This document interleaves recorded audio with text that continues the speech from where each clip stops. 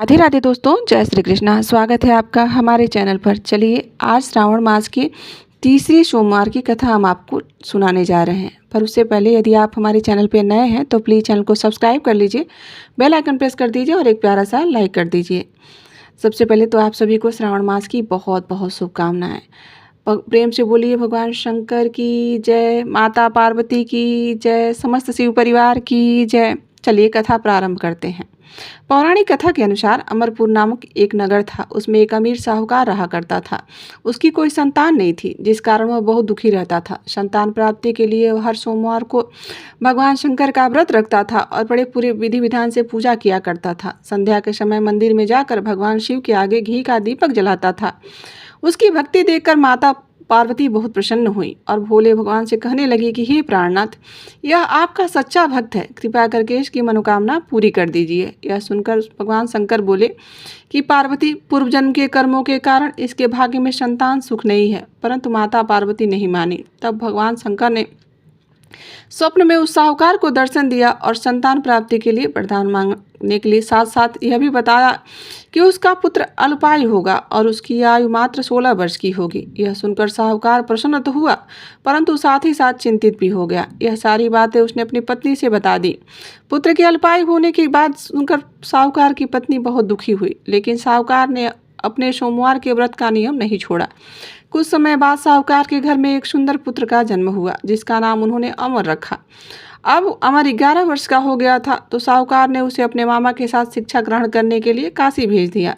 साहूकार ने उसे रास्ते के लिए कुछ धन दे दिया था और उसे कहने लगा कि जहाँ भी रात्रि में विश्राम करूँ वहीं यज्ञ आदि करके ब्राह्मणों को भोजन करवा देना। अमर अपने मामा के साथ यात्रा पर निकल पड़ा। रास्ते में वह एक राज्य में पहुंचा। वहाँ राजकुमारी का विवाह हो रहा था, परंतु जिस राजकुमार से उसका विवाह हो रहा था वह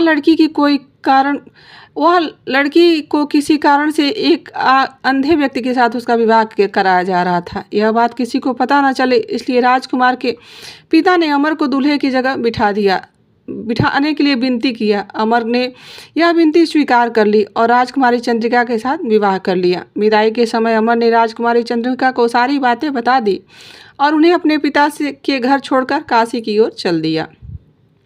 जब अमर 16 वर्ष का हो गया तब उन्होंने एक यज्ञ का आयोजन किया और यज्ञ के बाद ब्राह्मणों को भोजन कराया और अन्न वस्त्र इत्यादि जो भी था उसका दान किया और रात्रि में निद्रा में अमर की मृत्यु हो गई। उसके मामा जोर जोर से दहाड़े मारकर रोने लगे। वह चिल्ला रहे थे कि उनका पुत्र चला गया। हार के मारे वह विलाप सुनकर और भोलेनाथ और माता पार्वती भी वहां पहुंच गए। अमर के मामा का विलाप देखकर माता पार्वती भोले शंकर भगवान से बोले कि हे प्रभु, इस व्यक्ति के कष्ट को दूर कीजिए। तब भगवान शंकर पार्वती से बोले कि यह वही साहूकार का बालक है जिसे मात्र 16 वर्ष की आयु प्राप्त हुई थी। यह जीवित नहीं रहेगा अब। तब माता पार्वती ने भोले शंकर जी से कहा कि हे प्राणनाथ, इसके पिता 16 वर्ष से सोमवार का व्रत करते हुए आपको भोग लगाकर दीप प्रज्वलित करते हैं, कृपा करके उनके दुख को दूर कर दीजिए।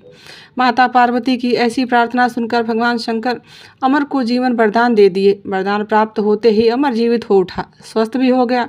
वह अपने नगर की ओर लौटने के लिए तैयार हो गया। जब रास्ते में वह राजकुमारी चंद्रिका के पास पहुंचा, वहां के राजा और राजकुमारी चंद्रिका ने अमर को पहचान लिया। राजा ने राजकुमारी चंद्रिका को अमर के साथ उनके घर की ओर विदा कर दिया और दूसरी ओर साहूकार और साहूकारणी यह जानते थे कि उनका पुत्र 16 वर्ष की आयु में मृत्यु को प्राप्त कर लेगा। इस कारण से वह बहुत दुखी थे और कष्ट में अपना जीवन बिता रहे थे।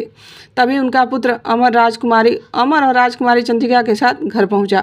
अमर को अपनी नवविवाहिता पत्नी के साथ देखकर साहूकार और साहूकारनी बहुत प्रसन्न हुए। उसी रात भोलेनाथ ने साहूकार को स्वप्न में दर्शन दिया और कहने लगे कि हे साहूकार, तुम्हारे सोमवार के व्रत से प्रसन्न होकर मैं तुम्हारे पुत्र को लंबी आयु प्रदान कर रहा हूँ।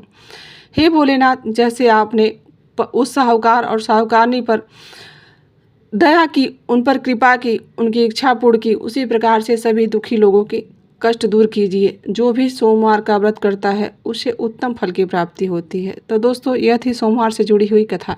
आशा करती हूँ कि आपको यह कथा अच्छी लगी होगी और यहाँ तक बने रहने के लिए आप सभी का दिल से आभार। मिलते हैं किसी ऐसी कथा, कहानी और जानकारी के साथ। अभी के लिए बस इतना ही। राधे राधे, जय श्री कृष्ण।